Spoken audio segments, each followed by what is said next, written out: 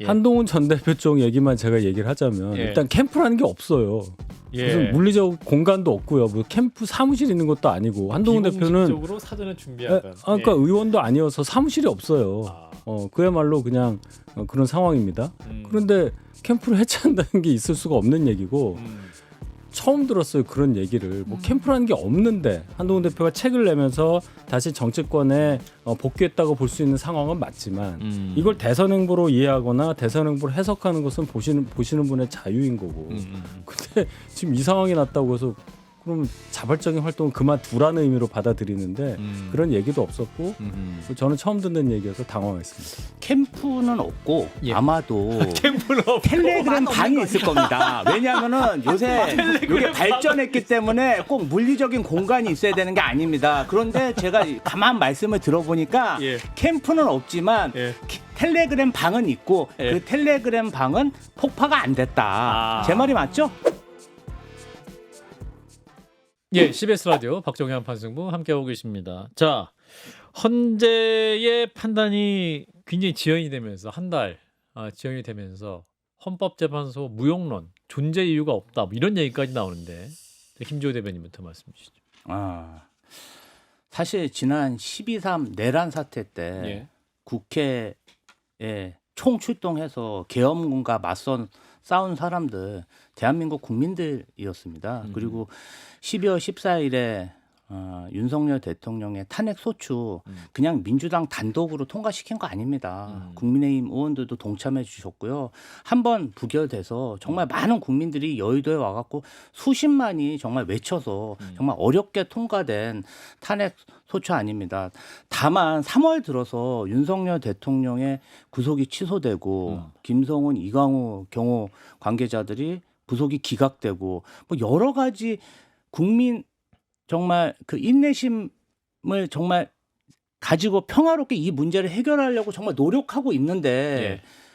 진짜 우리 사회 정말 고위 공직자들이나 엘리트 집단들의 그런 자기만 아는 그런 뭐라 그럴까요? 이기주의라고 해야 될까요? 상식을 벗어난 이들이 너무 많이 일어나다 보니까 그런 비판이 또 사실은 저는 당연하다고 보고요. 지금 국정 혼란, 민생 파탄 때문에 경제가 너무 어렵지 않습니까? 예. 이제는 헌재가 이번 주에는 좀 해결을 해주셨으면 좋겠습니다. 사실 12월 3일 내란 사태의 밤 그 다음 날 새벽에 한동훈 전 대표가 이 계엄은 그 전이었나요? 아무튼 내란 이 비상계엄이 위헌적이고 불법적이다. 그 말씀 가장 빨리 먼저 직후에 했죠. 직후에 바로 했지 15분 않습니까? 만에. 사실 여당 대표가 이렇게 가장 먼저 얘기를 했기 때문에 사실은 보수와 진보를 넘어서 사실 이미 국민적 판단은 끝난 거 아니었습니까? 사실은. 근데 이제 헌법재판소에 어떠한 재판의 절차를 거쳐서 이제 헌법재판소가 정식적인 결정을 해주기를 바라는 근데 국민적 바람이 있는 것인데 그게 지금 안 나고 있어 지금 굉장히 답답한 거잖아요, 사실은. 그렇죠. 그러니까 네, 이게 네. 그냥 건전한 법 상식에서 접근을 했을 때 이해가 안 된다는 얘기들을 진짜 많이 하시는 거죠. 이게 이렇게 들여다볼 게 맞냐? 왜냐하면 초기에는 많은 법조인들이 쟁점이 그렇게 많지 않다. 금방 끝날 거다. 박근혜 전 대통령 때보다도 법리적으로는 복잡하지 않다. 뭐 이런 이야기들도 했었는데 예, 예. 아마 추정하면은 이제 많은 절차적인 지금도 많은 이제 뭐 보수 출신의 헌법재판관 뭐 이런 이 분들은 절차 뭐 이거 다 들여다봐야 된다. 세심하게 해야 된다. 뭐 이런 주문이 또 많기도 하니까 예. 거기에 대해서 또 풀어야 되는 숙제가 있는 것도 사실이어서 저는 교착 상태가 있다면 거기서 있었을 거지 인용 기각에서 입장이 막 확연히 갈리거나 예. 이거 형식적인 요건도 갖추지 못했으니 각하 이런 귀결로 간다는 건 사실 상상하기가 어렵습니다. 네, 유재 변호사. 예, 저는 헌법재판소가 이렇게 무용론까지 제기되는 거는 예. 근본적으로 정치의 사법화 때문이라고 생각하는데요. 아까 우리 김지호 대변인께서 윤석열 대통령 구속 취소 결정 그리고 뭐 이광우 경호본부장 구속영장 기각 판단 이런 거 뭐 이런 얘기를 막 하시면서 이제 법원이 지금 뭐 이상한 판결들을 하고 있다 하셨는데 예. 사실 이재명 대표 항소심 무죄 판결한 것도 똑같은 법원이죠. 그러니까 사법부의 판단을 정치적으로 해석하고 정치화시키려는 정치인들의 무책임이 저는 헌재의 오늘날의 이 교착 상태를 만든 게 아닌가. 헌재하다라는 비아냥까지 듣는 이런 심각한 상태를 만든 게 아닌가 하는 생각이 들고요. 예. 사실 알고 보면은 그 이전부터 조짐은 있었습니다. 30번의 탄핵이 윤석열 정부 들어 있었고 예. 그중에 9번의 심판이 있었고 9번 모두 다 기각됐죠. 그러니까 탄핵 심판이라는 제도 자체가 삼권 분립에서 다른 권력을 견제하기 위해 만든 제도인데 그 제도 자체를 정적 제거의 수단으로 전락시켜 버렸거든요. 예. 그러니까 탄핵 심판 제도가 타락해 버린 셈이고 그러다 보니까 그 탄핵을 판단해야 되는 헌법재판소조차 정치적인 영향력에서 입김에서 자유롭지 못하게 된 것 같아요. 사실 법률적으로만 보고 판단하면 될 문제인데 헌법적으로만 보고 판단하면 되는데 정치적인 문제까지 막 고려를 하다 보니까 헌법재판소가 과잉 지금 부하가 걸린 거예요. 아하. 그러다 보니까 저는 이렇게 변론 종결이 된 지 한 달이 훌쩍 지나도록 결정 못 내릴 거라고 예상하지 못했거든요. 그러니까 이건 뭔가 4월 그러니까 이번 주 금요일에 결정이 안 나면 일단 제가 말씀드린 그런 헌법재판소의 과부하, 뭔가 정치화에 따른 휘말림에 따른 과부하 이런 것이 저는 생겼을 것이라 보고 그 책임은 1차적으로는 저희 정치인들이 지나치게 정치에 사업화를 했기 때문에 있다고 생각합니다. 저는 이거 좀 반론해야 될 것 예. 같습니다. 탄핵 심판이 좀 과하게 발휘되었다. 이런 비판 하실 수 있다고 생각합니다. 그런데 윤석열 정부가 그냥 보통 정부가 아니잖아요. 검찰로 그냥 야당 정치인들을 그냥 정말 압수수색에 압수수색, 뭐 구속영장 남발하고 거기에 정말 그 탄핵 소추했다고 계엄군을 대령해서 국회를 그냥 찬탈하려고 한 그런 세력들이에요. 그러면 국회가 가지고 있는 권력이 뭐가 있습니까? 예. 저희는 최소한의 방어책을 썼다고 생각합니다. 예. 그 얘기가 아니에요. 예. 그것까지는 오케이. 저희 당도 참여해서 탄핵이 의결이 된 거고 마지막 결정 과정에 헌법재판소 재판관들에 의해서 이게 결정된다는 문제가 결국 제도적인 흠결이 아닌가 생각을 합니다. 미국 같은 경우에는 하원위에서 상원에서 결정하잖아요. 한 번도 된 적은 없어요. 예, 예. 하원에서 탄핵을 청구를 하더라도 특위를 구성해서 굉장히 면밀하게 조사한 다음에 이제 한단 말이에요. 우리는 그냥 바로 했죠, 의회에서. 그리고 이제 최종 결정 헌재에서 하는데 다른 거 뭐 위헌법률 심판이나 그건 당연히 헌재의 기능이라고 보는데 우리가 87년 헌법 개헌하면서 집중형 헌법재판 채택하면서 헌법재판소가 처음 들어와서 파면을 헌재가 하게 됐는데 민주적 정당성이 없잖아요. 헌재는. 그렇잖아요. 선거에서 권한이 부여된 사람들이 아닌데 예를 들어 대통령 같은 경우 가장 민주적 정당성이 강한 큰 그런 직위에 대한 파면 여부를 법관이 한다 하는 것이 이게 맞나 하는 생각도 들어요. 그러니까 정치가 개입을 하는 거고 헌재가 결정을 못하는 상황이 아닌가. 이 부분은 차후에 숙제로 남겨질 부분이라고 저는 분명히 생각합니다. 예, 장문사님. 문제의식에는 공감되는 부분이 있는데 그래서 우리는 이제 상하원이 없으니까 국회에서 만약 처리하도록 했다. 진작에 파면됐을 겁니다. 윤석열 대통령은. 그래서 뭐 그런 입법론. 근데 헌법재판소가 말씀대로 어느 단위까지 할 건지. 그래서 이런 또 헌법재판소 체제를 가진 국가들이 아주 많지는 않다고는 하더라고요. 예. 그런데 대단히 좀 선도적인 기관으로 해외에서 많이 배우러도 온다는 거예요. 자리를 많이 잡았고 예. 이게 민주화의 산물인 부분이 있고 탄핵과 관련해서도 이게 법원에 맡기는 것이 과연 맞냐 최고 선출 권한을 가진 사람을 이 부분과 관련해서 그럼 국회로 돌렸을 때는 이미 파면이다라는 말씀 다시 드리고 싶습니다. 예, 사실은 정치의 미래를 법원이 다 결정하고 있죠, 사실은. 헌법재판소. 그리고 이재명 대표의 2심이 지난주에 있었는데, 가장 또 중요한, 야당으로서 제일 중요한 대선 후보가 이제 운명이 이제 법원의 눈을 봐야 하는 그런 상황이었는데, 지난주에 이제 공직선거법상 허위사실 공표 혐의에 대해서 2심에서 무죄가 나왔습니다. 이 판결의 의미는 어떻게 보시는지 먼저 국민의힘 입장 듣고 민주당으로 가겠습니다. 예, 윤석 대표님. 굉장히 놀랬죠. 결과를 예, 듣고. 굉장히 놀랬고 네. 저희는 예상을 전혀 못했는데 예. 뭐 일단 법원에서 결정 내린 것에 대해서 당연히 따라야 하는 것은 맞고 뭐 세세한 쟁점이 있는데 그거 다 법원의 결정에 뭐 굳이 많이 얘기할 필요는 없는데 예, 다만 예. 백현동 관련해서 위협을 받았다고 한 부분을 협박을 받았다고 한 부분을 의견 제시다 해서 허위사실 유포가 아니라고 한 부분은 문제가 좀 있어 보여요. 국토부로부터 공문 3번 받은 겁니다. 거기에 보면 국토부가 이렇게 안 하면 뭐 이렇게 됩니다 이렇게 쓴 게 아니고 적의 판단해 달라고 그랬어요.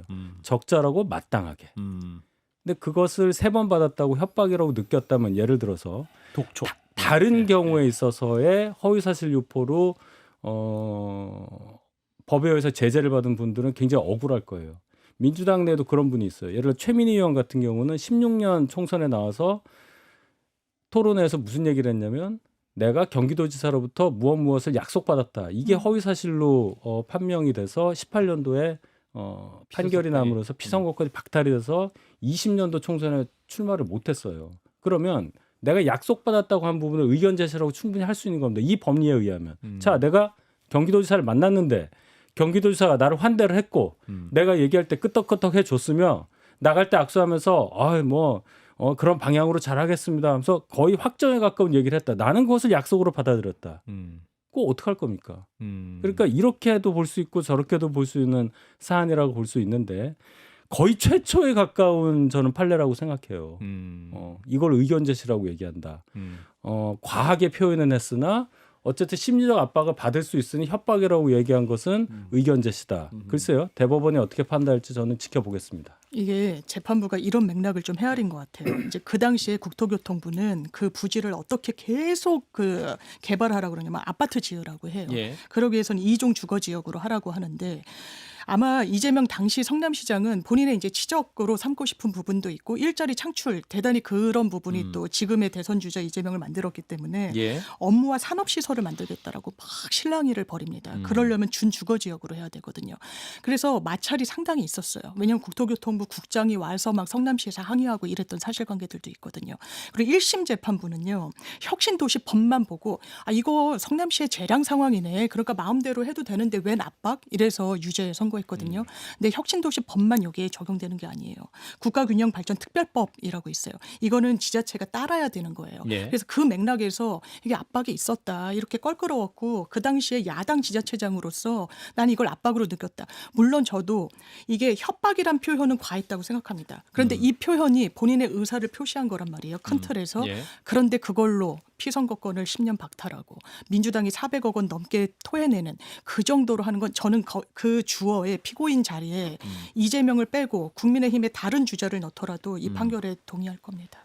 그러니까 이제 표현이 과한 것은 인정하나 범죄는 아니라는 그러니까 거죠. 일단 허위사실 공표 행위로 볼 수는 없다. 그리고 이제 공문이 3번 받다는 것은 어떠한 독촉성으로 느낄 수도 있다. 뭐 이런 식의 이제 재판부의 판단이 있었던 거. 유 변호사님 어떻게 보셨어요? 뭐 저도 100번 1000번 양보해서 다른 두 개 발언은 좀 뭐 그렇게 볼 수도 있겠다 싶었는데 백현동 용도 변경 관련된 발언은 법리적으로 이렇게까지 느슨하게 볼 수가 있는가 이런 생각을 하고 있고요. 예. 그래서 대법원에서 바로 잡힐 것으로 기대하고 있습니다. 근데 좀 하나 주목해야 될 거는 지난번 윤석열 대통령 구속 취소 결정 때부터 이번 이재명 대표의 공직선거법 위반 사건에서까지 법원이 지속적으로 형사법의 대원칙들을 언급하고 있어요. 예. 뭐 적법 절차 원칙이나 아니면 불구속 수사 원칙이나 아니면 이번에 의심스러우면 피고인의 이익으로 그게 뭐 in dubio pro reo라고 해서 이게 형사법의 대원칙이거든요. 이런 것들을 언급하면서 법원이 판단을 하고 있는데 깜짝 놀랄 만한 재판들을 계속 하고 있는데 저는 그걸 보면서 법원이 굉장히 위축됐다는 생각이 들어요. 그러니까 정치적인 사건들이 예. 지금 계속 법원한테 걸리고 있지 않습니까? 예. 법원들이 이걸 법적인 잣대로 판단하기엔 너무 압박이 심한 것 같아요. 대한민국 사법부가 더 이상 이런 정치적인 압박을 감당해낼 수 있을지 의문일 지경으로 아까 서두에 말씀하셨지만 이재명 대표의 대선 출마 여부는 대법원의 손에 지금 달려 있고요. 우리 윤석열 대통령의 파면 여부도 헌법재판소 손에 달려 있어요. 지금 사법부가 대한민국의 가장 큰 권력의 정치적 생명을 손에 쥐고 있는 거죠. 이런 것들을 감당할 수가 있나? 저는 그 부담감에 못 이겨 법원들이 형사법의 대원칙들 뒤에 숨는 것 같습니다. 그런 인상을 받았어요. 김지호 대변인. 선거법이라는 것 자체가 공정한 경쟁을 하자고 만든 법이라고 저는 생각합니다. 예. 뭐 저희가 선거법상 허위사실 유포죄로 주로 처벌받는 대상들은 공보물에 뭐 허위 이력을 쓰거나 허위 학력을 썼을 때 예. 충분히 인쇄물은 검토할 시간이 있고 또 유권자한테 영향을 많이 미칠 수 있는데 예. 그런 것을 허위로 인해서 당선 목적으로 유포했을 때 주로 형이 나오고 벌금을 맞는 걸 봤지 이런 토론회 과정이나 인터뷰 과정에서 한 말을 가지고 이렇게 꼬투리를 잡아서 무리한 기소를 하고 어떤 정말 징역 1년형이라는 정말 그 큰 형을 받는 게 맞는 것인가 이 부분에 대해서 2심 재판부가 100페이지 1시간 반 동안 그 판결문을 낭독하면서 깔끔하게 다 정리해 줬다고 생각하고요. 저는 이 재판이 있기 전에 많은 국민의힘 인사들이 2심에서 유죄 나오면은 불출마 선언해라. 승복해라. 2심에서 무죄가 나왔으면은 더 그런 얘기를 안 할 줄 알았던데 아직 안 끝났다. 대법 뭐 자판이 있다. 이렇게 얘기하시니까 참 그때그때 다른 모습입니다. 백현동 관련해서 사실 제가 그 당시에 성남시 시민이었고 관련 내용을 아는데요. 예. 공공기관 이전 관련해서 백현동뿐 아니라 한국도로공사, 한국토지공사 부지로도 중앙부처와 굉장히 마찰이 심했습니다. 예. 결국 버텨내서 이재명 대표가 제2 판교테크노밸리 제3 판교테크노밸리 유치한 데 성공했고 예. 그다음에 서울대 생명공학센터도 토지공사 부지에 유치했습니다. 그러다 보니까 저는 본인으로서는 압박, 협박으로 충분히 느낄 수 있다고 생각합니다. 예. 네. 그거는요 배경이 있어요. 지금 백현동 본안 관련해서 재판이 걸려 있잖아요. 측근 최측근이라고 할 수 있는 분이 징역 5년에 추징금 63억 확정됐잖아요. 거기에 이재명 대표도 연루돼 있는 거 아닙니까? 가장 최측근이 그런 혜택을 받을 수 있도록 성남시장으로서 허가낸 거 아니냐. 여기에 지금 걸려 있으니까 아니야 나는 협박을 받았다고 판넬까지 준비하면서 내가 협박받아서 한 거니까 내가 내 측근에게 일부러 이익 주려고 한 거 아니야. 그 얘기 하려다가 지금 이게 걸린 거예요. 그러니까 배경 없이 그냥 얘기한 건 아니다. 그러니까 요거는 보셔야 됩니다. 그 두 가지 사항을 비틀어서 지금 설명을 제가 뭘 비틀어요? 아니 두 가지 사항을 비틀어서 설명을 하시니까 그러는데 예. 이 사항과 그 사항은 좀 다른 내용이죠. 이것은 국토부와 이재명 대표 성남시와의 관계고 예. 그 유죄 판결은 다른 내용입니다. 알겠습니다. 거기다 이걸 가지고 뭐가 달라요? 어떤 게 달라요? 그러니까 아마 제가 봤을 장 때는 변호사님이 그러니까 설명해 그 주세요. 당시에 이제 예. 국민의힘에서 비판의 지점으로 하는 거는 이제 그 김인섭 씨 뭐 이건 예. 이름이 다 나왔으니까 아마 같이 모종의 관계 때문에 그런 거 아니냐라는 이제 한 축이 있었어요. 그러니까 이게 얽혀 있어서 이 변명을 하는 그 맥락에는 김인섭 씨 판결은 확정이 됐기 때문에 이거 예. 거짓말인 거 아니냐 이 말씀을 저는 국민의힘 분들이 하고자 하시는 것 같은데 저희 불고불리라고 이제 판사가 들여다본 이 건의 요지는 국토교통부로부터 협박을 받았다. 이 부분에 대한 이제 허위사실 공표가 문제됐고 검찰이 이렇게 공소장에 썼어요. 쭉 나열해요. 그리고 중략하고 쭉 씁니다. 그러니까 판사가 묻는 거예요. 아니 검사님 어디가 허위사실 공표예요? 중략 이전입니까? 중략 이후입니까? 아니면 전부라는 겁니까? 공소장 이렇게 쓰지 않거든요. 왜냐하면 행위와 관련해서 허위사실 공표했다면 무슨 행위가 허위인지를 썼어야 되는데 예. 수사 자체도 대단히 좀 거칠게 했다는 인상을 받습니다. 알겠습니다. 재판적인 뭐 여기까지 하고요. 자 이런 가운데 이제 이재명 대표가 이제 무죄가 나오면서 이제 중도가 움직이는 것이 아니냐라는 분석이 있습니다. 일단 리얼미터가 에너지경제신문 의뢰로 지난 26일부터 28일까지 무선 자동응답 방식으로 실시했고요. 자세한 질문 내용은 중앙선거 여론조사 심의위원회 홈페이지를 참조하시면 되는데 이재명 대표가 이제 49.5% 지지도 그리고 김문수 장관이 16.3, 홍준표 7.1, 한동훈 전 대표 6.7, 오세훈 시장 4.8 뭐 이런 조사가 좀 나왔습니다. 자 이런 수치는 어떻게 읽어야 될까요? 먼저 우리 윤석 그 여론조사 대변인. 이제 예. 결과 가지고 많이 그 물어보시잖아요. 예. 그럼 이제 그 여론조사 방식 이게 ARS냐, 면접이냐, 그렇죠. 아니면 뭐 안심번호냐, RDD냐, 뭐 이런 것부터 시작해서 여러 얘기를 해야 되는데 물론 숫자가 똑같은 그 방식에 의한 똑같은 회사의 어떤 여론조사가 이렇게 튄다고 표현하죠. 수치가 많이 바뀔 때는 뭔가 많은 얘기를 드릴 수도 있겠는데 예. 기본적으로 좀 더 봐야 된다고 봅니다. 더 이미 추세를. 그 판결이 난 것은 지난주 수요일이고 아직 일주일도 지나지 않았으며 또 정교한 질문이었는지 여부도 다 판단을 해야 되기 때문에 예. 이재명 대표 무죄 때문에 중도층이 움직였다. 이런 아주 어마어마한 결론을 내려면 훨씬 더 정교한 연구가 필요한 거고 또 그런 결론이 나오기 위해서는 예. 질문지 자체도 굉장히 세밀하게 해야 한다. 그래서 저는 판단을 유보하겠습니다. 예. 우리 김지호 대변인은 웃고 근데 계시는데. 뭐 ARS로 조사한 거겠죠. 근데 예. 저도 49.5%면 정말 이게 이 선거 전에서는 굉장히 압도적인 수치입니다. 사실 뭐 이렇게까지 양자 대결은 아니고 예, 일단은 이렇게까지 많이 나올 거라고는 생각을 못했는데 좀 지켜봐야죠. 예, 좀 예. 지켜봐야 되는데 저는 좀 국민의힘 정치 세력에게 이런 얘기를 하고 싶어요. 예. 정치는 선거로 승부를 해야 되는데 예. 그냥 사법으로 어떻게 그냥 한번 반칙 써서 이겨보려다 보니까 이렇게 정말 재판 결과가 본인들의 뜻과 반대로 나왔을 때 오히려 역풍을 세게 맞을 수가 있다. 사실 재판 과정 그다음에 수사 과정 제가 많이 겪어보면요. 예.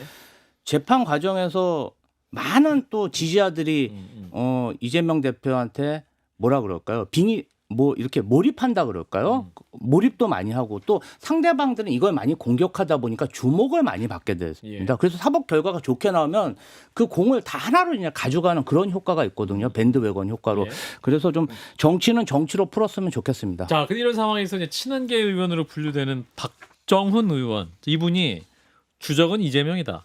이제 친윤과 친한이 합쳐야 된다. 이런 말씀하시는데 친윤과 친한이 합쳐야 된다. 어떻게 들으셨는지 두 분 중에 한 분이 말씀하시면 윤희석 대변인께서 말씀을 아니, 먼저 뭐, 예, 합쳐야 되죠. 예, 대선이 합쳐야 있다고 되는데. 전제할 때 예, 예. 누가 후보가 되든 간에 약간 서로 입장이 다른 어떤 당내 세력이 하나로 합치는 건 당연한 얘기죠. 그 후보가 하나 결정되면 예, 그렇죠. 그렇죠. 예. 네. 그런 전자에서는 당연한 얘기인데 아마 예. 이제 박정훈 의원이 예. 거기에 이제 탄핵을 반대한다. 음. 그러니까 대선이 있으면 지는 게임이기 때문에 맞아요. 그런 맥락으로 예, 있겠죠. 그 예. 이제 문장이 있어서 예, 이게 앞에 그 문장이 과연 있었어요. 예, 전체적으로 한동훈 전 대표와 가까운 분들의 의사가 그럼 전부 다 그런 거냐? 이제 이런 질문들이 많이 왔었죠. 예, 예. 전 글쎄요, 박정훈 의원 개인적인 의견이라고 저는 생각을 하고 아, 그것 때문에 탄핵을 반대한다는 논리가 아마 탄핵 자체에 대한 얘기보다는 네. 대선이 조기에 있어서는 안 된다는 차원으로 저는 보기 때문에 예, 그 예. 정도 논리로 생각을 한다면 현재 상태에 대한 급박한 상황 그걸 반영한 의견이라고 봐요.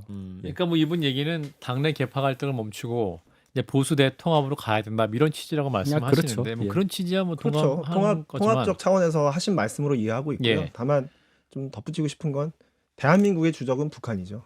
명확하게 하고 갑자기 이제 정치적 대립 차원에서 얘기를 했을 때 아니 자꾸 알겠습니다. 뭐 그 주적을 그럼 북한보다 이재명이 더 싫은 거냐 뭐 이런 식으로 예. 물어보는 분들이 계셔서 아, 그런 그런 취지에서 거예요. 한 것은 아니고 그렇죠. 예. 그런 정치적 수사의 표현이다라는 걸 아울러 아하. 말씀드립니다. 자 그런데 또 일각에서 이재명 대표가 무죄가 나오고 또 탄핵 기각설 5대3 얘기까지 나오니까 일부 여권 후보들 사이에서는 이제 비공식적으로 준비하고 있던 조기 대선 캠프 해체설도 나와요. 요 얘기 지난주에 저희 강찬호 논설위원이 저희 방송에서 이제 어느 후보예요 얘기 안 했더니 그거 말할 수 없지 하면서 이제 뭐 그런 해체설도 얘기하는데 요거에 대해서 혹시 들으신 게 있으십니까? 예, 뭐 일단 뭐 민주당 지라시 형식으로 있어요? 지금 뭐 되게 어려움에 처한 모 국민의힘 후보 잠재 후보군이 예. 접자 뭐 이렇게 해서 접었다. 아. 그런데 뭐 한동훈 대표 쪽에서도 그런 뭐 이게 건의가 있었지만 뭐 난색을 표했다란 지라시가 뭐 유통이 되긴 했는데 예. 제가 들어오기 전에 좀 여쭤봤더니 아니라고 하시네요. 아니 일단 자. 오세훈 시장 쪽 얘기 있고 이제 한동훈 전 대표 쪽 지라시 있는데 내용입니다, 여러분. 지라시. 예. 한동훈 전 대표 쪽 얘기만 제가 얘기를 하자면 예. 일단 캠프라는 게 없어요. 예. 무슨 물리적 공간도 없고요. 뭐 캠프 사무실 있는 것도 아니고 한동훈 대표는 비공식적으로 사전에 준비한다. 그러니까 의원도 아니어서 사무실이 없어요. 그야말로 그냥 그런 상황입니다. 그런데 캠프를 해체한다는 게 있을 수가 없는 얘기고 처음 들었어요. 그런 얘기를. 뭐 캠프라는 게 없는데 한동훈 대표가 책을 내면서 다시 정치권에 복귀했다고 볼 수 있는 상황은 맞지만 이걸 대선 행보로 이해하거나 대선 행보로 해석하는 것은 보시는 분의 자유인 거고. 근데 지금 이 상황이 났다고 해서 그러면 자발적인 활동을 그만두라는 의미로 받아들이는데 그런 얘기도 없었고 저는 처음 듣는 얘기여서 당황했습니다. 캠프는 없고 예. 아마도 캠프는 없고 텔레그램 방이 있을 겁니다. 왜냐하면은 요새 이게 발전했기 때문에 꼭 물리적인 공간이 있어야 되는 게 아닙니다. 그런데 제가 가만 말씀을 들어보니까 예. 캠프는 없지만 예. 텔레그램 방은 있고 예. 그 텔레그램 방은 폭파가 안 됐다. 제 말이 맞죠? 저랑 방송을 너무 많이 하잖아요. 너무 그러면 이제 여당 상황 그렇고 민주당은 어떻습니까? 민주당은 뭐 저희는 사실은 탄핵 때문에 지금 뭐 그런 얘기할 차지는 아니고 예. 사실은 뭐 이재명 대표님 쪽은 그 뭐 기본사회라든지 먹사니즘이라든지 더민주 혁신회의라든지 뭐 여러 뭐 외곽에서 뛰시는 분들이 활발하게 지역에서 지금 뭐 활동을 하고 계신 것 같아요.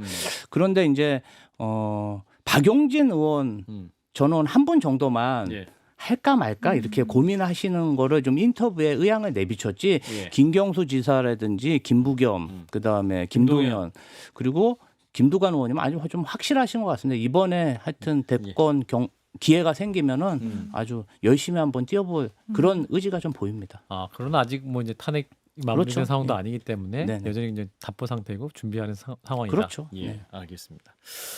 예, 자 다음 주 네 분을 만날 때는 좀 뭔가 변화된 상황이 있으면 좋겠다는 늘 바람을 방송 때마다 하고 있는데 아무튼 일단 오늘 여기까지 하고 보내드리겠습니다. 네 분 고맙습니다. 감사합니다. 감사합니다.